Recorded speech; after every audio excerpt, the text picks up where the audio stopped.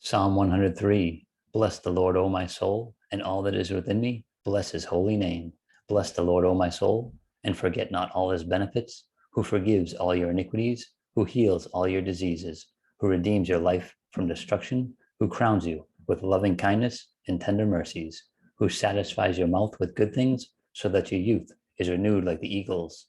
The Lord executes righteousness and justice for all who are oppressed.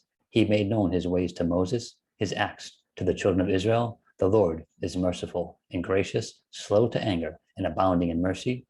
He will not always strive with us, nor will he keep his anger forever. He has not dealt with us according to our sins, nor punished us according to our iniquities. For as the heavens are high above the earth, so great is his mercy toward those who fear him. As far as the east is from the west, so far he has removed our transgressions from us. As a father pities his children, so the Lord pities those who fear him. For he knows our frame. He remembers that we are dust. As for man, his days are like grass, as a flower of the field, so he flourishes. For the wind passes over it, and it is gone, and its place remembers it no more. But the mercy of the Lord is from everlasting to everlasting on those who fear him, and his righteousness to children's children, to such as keep his covenant, and to those who remember his commandments to do them.